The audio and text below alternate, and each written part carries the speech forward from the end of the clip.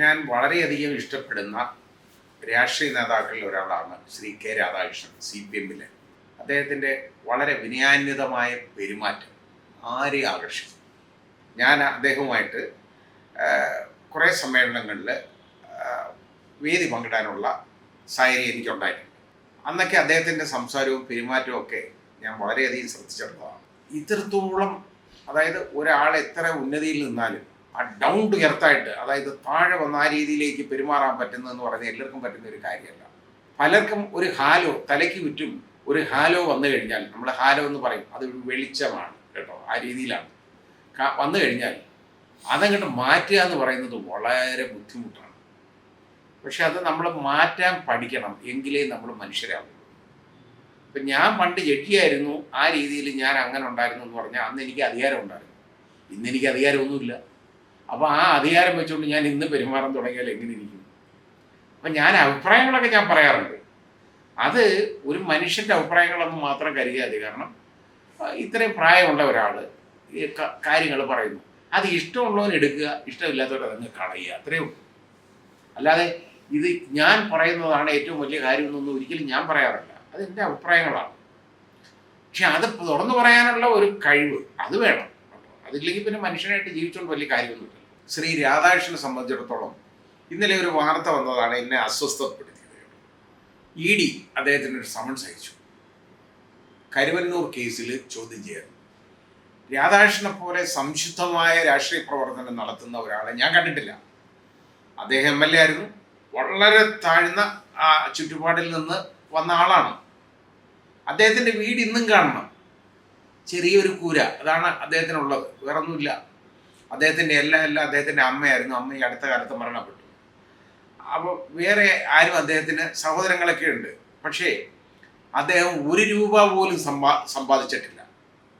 അദ്ദേഹത്തിന് കിട്ടുന്ന ആ വേതനം എന്നൊക്കെ പറയുന്നത് അദ്ദേഹത്തിന് ആഹാരം കഴിക്കാനും ചെലവ് കഴിയാനും, പിന്നെ അതേപോലെ അദ്ദേഹത്തിന് വസ്ത്രം, വെള്ള ഉടുപ്പും കൊണ്ടും വാങ്ങാനും അല്ലാതെ വേറെ അനാവശ്യമായിട്ട് ഒന്നും ഉപയോഗിക്കുന്ന ആളല്ല. വിവാഹം കഴിച്ചിട്ടില്ല. അപ്പോൾ ഇത് അദ്ദേഹത്തിൻ്റെ ജീവിതം തന്നെ പൊതുജനസേവനത്തിന് വേണ്ടി ഒഴിഞ്ഞു വച്ചേക്കുന്ന ഒരു മനുഷ്യനാണ്. അപ്പോൾ അത് വളരെ സംശുദ്ധമായ രാഷ്ട്രീയ പ്രവർത്തനം എന്ന് നമുക്ക് പറയാം, തീർത്തും പറയാം. ഒരാളെ ചൂണ്ടിക്കാണിക്കാൻ പറഞ്ഞാൽ ആദ്യം ഞാൻ ചൂണ്ടുന്നത് ശ്രീ കെ രാധാകൃഷ്ണനായിരിക്കും. അപ്പം അങ്ങനെ വരുന്ന ഒരാളെ അടുത്ത് സമൻസ് അയച്ചേക്കാണ്. എന്താ കാര്യം? കരുവന്നൂർ കേസിൽ അവിടുന്ന് പോയ പണം CPM-ന് കിട്ടിയിട്ടുണ്ടെന്നും, ചിലപ്പോൾ കിട്ടിക്കണം, ഇല്ല എന്ന് പറയുന്നില്ല, കിട്ടിയിട്ടുണ്ടെന്നും. ആ കിട്ടിയ കാലയളവിൽ ജില്ലാ സെക്രട്ടറി ആയിട്ട്, അതായത് തൃശ്ശൂർ ജില്ലാ സെക്രട്ടറി ആയിട്ട്, CPM-ൻ്റെ ജില്ലാ സെക്രട്ടറി ആയിരുന്നത് കുറേ കാലം ശ്രീ കെ രാധാകൃഷ്ണനായിരുന്നു. അതുകൊണ്ട് അദ്ദേഹത്തെ ചോദ്യം ചെയ്യണമെന്നുമാണ് ED-യുടെ വേർഷൻ. എന്ത് വിവരക്കേടാ പറയുന്നതെന്ന് ആലോചിച്ച് നോക്കുന്നു. ശ്രീ കെ രാധാകൃഷ്ണൻ്റെ കയ്യിൽ എന്തെങ്കിലും പോയിട്ടുണ്ടോ നോക്കിയിട്ട് അദ്ദേഹത്തെ ചോദ്യം ചെയ്യാൻ കുഴപ്പമില്ല. പാർട്ടിയുടെ അക്കൗണ്ടിൽ വന്നിട്ടുണ്ടെങ്കിൽ അത് പാർട്ടിക്കാണ് പ്രശ്നം. പാർട്ടി എന്ന് പറയുന്നത് ശ്രീ കെ രാധാകൃഷ്ണൻ അല്ല, അദ്ദേഹം ഒരു ചെറിയ ഭാഗമാണെന്നുള്ളത് കൊണ്ട് പാർട്ടിയുടെ. പക്ഷെ അദ്ദേഹത്തെ ചോദ്യം ചെയ്തതാണ് കൊണ്ട്. അപ്പം അന്വേഷണമൊക്കെ കഴിഞ്ഞിട്ട് ഫൈനൽ റിപ്പോർട്ട് കൊടുക്കാൻ പോവാണ്, അന്തിമ കുറ്റപത്രം കൊടുക്കാനുള്ള ഒരുക്കമാണ്. അതിന് മേളിൽ കതിന്മേ വളം വെക്കുന്നതായി കെ രാധാകൃഷ്ണൻ ചോദ്യം ചെയ്തിട്ട് എന്താ കാര്യം? അദ്ദേഹത്തിനെ ആക്ഷേപിക്കുക എന്നുള്ളതല്ലാതെ ഇതിന് അപ്പുറത്തോട്ട് എന്തെങ്കിലും കാണുന്നുണ്ട്? ആ പാവം മനുഷ്യൻ ഒരു ചെറു പുഞ്ചിരിയോടെ അതിന് നിന്നു കൊടുക്കും. അത് നിങ്ങൾക്കറിയാം വന്നു തരുമെന്ന്. അതുകൊണ്ടാണ് ED ഇതുപോലുള്ള തോന്നിവാസം കാണിക്കുന്നത്. ഇതുപോലുള്ള ആളുകളെ ഉണ്ടല്ലോ, അവരെയൊക്കെ ചോദ്യം ചെയ്യുക, പൊതുജന മധ്യത്തിൽ അവരെ അവഹേളിക്കുന്നതിന് ചോദ്യം ചെയ്യുക എന്നുള്ളത് അവരെ അവഹേളിക്കുന്നതിന് തുല്യമല്ലേ? ഇതുപോലെ ഇത്രയും നല്ല എത്രയോ നാളായിട്ട് നിയമസഭാ സാമാജികനാണ്, ഇപ്പോൾ പാർലമെൻറ്റിലാണ് അദ്ദേഹം, മന്ത്രിയായിരുന്നു, ഇതുപോലൊക്കെ ഉള്ള ആൾ സ്പീക്കറായിരുന്നു, വളരെ അന്തസ്സായിട്ട് ഇരുന്ന പൊസിഷനെല്ലാം കൈകാര്യം ചെയ്ത ആളാണ്.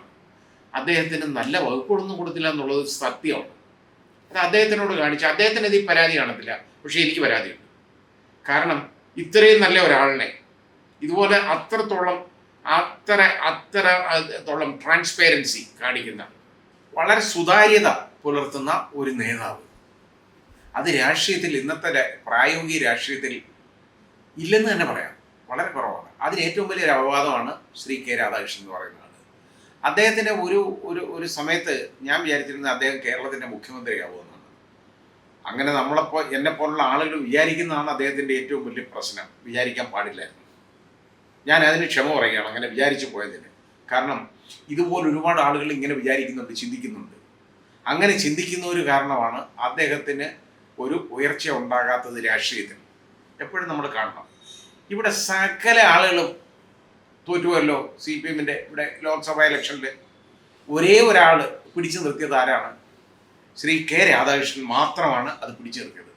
അദ്ദേഹം തോറ്റിട്ടില്ല, നല്ല ഭൂരിപക്ഷം അദ്ദേഹം ജയിച്ചു. അതിൻ്റെ കാരണം എന്താണ്? അദ്ദേഹത്തിൻ്റെ വ്യക്തിപ്രഭാവമാണ്, അദ്ദേഹത്തിൻ്റെ ആ ലാളിത്യമാണ് അദ്ദേഹത്തെ ഇതുപോലുള്ള നിലകളിൽ കൊണ്ടെത്തിക്കുന്നത്. അദ്ദേഹം ഒരു മുഖ്യമന്ത്രി ആവാനുള്ള, അതായത് കേരളത്തിൻ്റെ മുഖ്യമന്ത്രിയാകാനുള്ള ഏറ്റവും യോഗ്യതയുള്ളൊരു മനുഷ്യൻ ആണ് അദ്ദേഹം. കാരണം സംശുദ്ധമായ ഒരു ഭരണം നടക്കും അദ്ദേഹം വന്നാൽ, അഴിമതിരഹിതമായ ഒരു ഭരണം നടക്കും. അതുപോലെ തന്നെ ആരുടെയും മുഖം നോക്കി ഒന്നും ചെയ്യുന്ന കാര്യമല്ല അദ്ദേഹത്തിന് ഉള്ളത്. വളരെ അന്തസ്സായിട്ട് കൈകാര്യം ചെയ്യും കാര്യങ്ങളെല്ലാം. പക്ഷെ അങ്ങനെയുള്ളവർ ഇവിടെ വേണ്ടല്ലോ. അവർ ഇന്നത്തെ പ്രായോഗിക രാഷ്ട്രീയത്തിൻ്റെ വക്താക്കളായിട്ട് അവർ കൊണ്ടുവെക്കത്തില്ല. അതാണ് കാര്യം. ഇന്ന് വേണ്ട രാഷ്ട്രീയം ആണ് ഇപ്പോൾ നമ്മൾ കാണുന്നത്. ആ രീതിയിലേക്കുള്ള, അതിനെക്കുറിച്ച് ഞാൻ ഇനി പറയുന്നില്ല, ആവശ്യമില്ലാത്ത കാര്യം ഇനി കൂടുതൽ പറഞ്ഞുകൊണ്ട് കാര്യമില്ല. പക്ഷേ ഇപ്പോൾ ED കാണിച്ചേക്കുന്ന ഈ വിവരക്കേടെന്ന് പറയുന്നുണ്ടല്ലോ, ഇത് വിവരക്കേടല്ല, അറിഞ്ഞുകൊണ്ടാണ് ഈ മനുഷ്യനെ, ഇത്രയും സംശുദ്ധിയുള്ള ഒരു മനുഷ്യനെ ആക്ഷേപിക്കാൻ കണ്ടുവച്ചേക്കുന്ന ഈ മാർഗം. അത് ED പിന്മാറണം. അദ്ദേഹത്തിനെ ചോദ്യം ചെയ്താൽ, നിങ്ങൾ ചോദ്യം ചെയ്തല്ലോ, അദ്ദേഹത്തിൻ്റെ ഇന്ന് എന്ത് കിട്ടാനാണ്? ഒന്നും കിട്ടാനില്ല അദ്ദേഹത്തിൻ്റെ ഇന്ന്. അദ്ദേഹത്തിന് ആ പാവം മനുഷ്യൻ ഒന്നും പറയാനില്ല അതിനകത്ത്. കാരണം അദ്ദേഹം ഒഴിഞ്ഞ പോക്കറ്റുമായിട്ട് നടക്കുന്ന ആളാണ്. ആ പോക്കറ്റ് മാത്രം കാണിച്ചു കൊടുക്കും അദ്ദേഹം. അല്ലെങ്കിൽ 1 രൂപയെങ്കിലും അദ്ദേഹത്തിൻ്റെ അക്കൗണ്ടിൽ പോയിട്ടുണ്ടെന്നോ, അല്ലെങ്കിൽ അദ്ദേഹത്തിൻ്റെ ബന്ധുക്കൾക്ക് പോയിട്ടുണ്ടെന്നോ എങ്ങനെ ED പറയട്ടെ?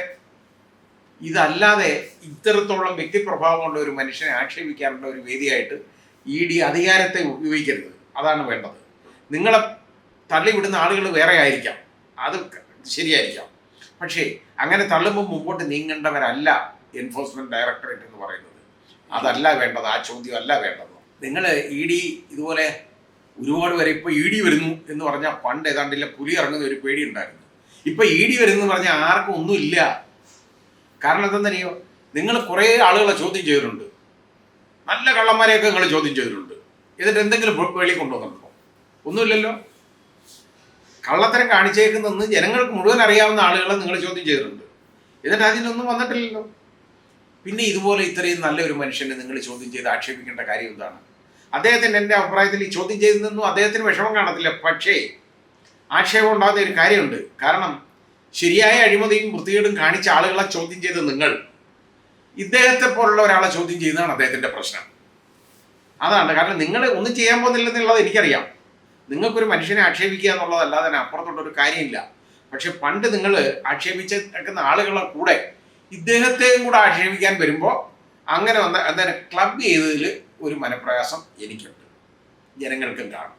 ഏതായാലും ശ്രീ കെ രാധാകൃഷ്ണൻ സധൈര്യം മുന്നോട്ട് പോകട്ടെ. അദ്ദേഹം ആ പുഞ്ചിരിയോടുകൂടി തന്നെ എല്ലാം ഫേസ് ചെയ്യട്ടെ. ED-യെ നല്ല സധൈര്യം, ആ ഇപ്പം എന്നും കാണുന്ന ആ പുഞ്ചിരിയോടുകൂടി തന്നെ, ഒരു വിഷാദ ഛായകരമായ പുഞ്ചിരിയാണ് ശ്രീ കെ രാധാകൃഷ്ണൻ്റെ എപ്പോഴും ഞാൻ കാണുന്നത്. അപ്പോൾ ആ പുഞ്ചിരിയോടുകൂടി തന്നെ അദ്ദേഹം ED-യെ നേരിടട്ടെ, സധൈര്യം മുന്നോട്ട് പോവുക.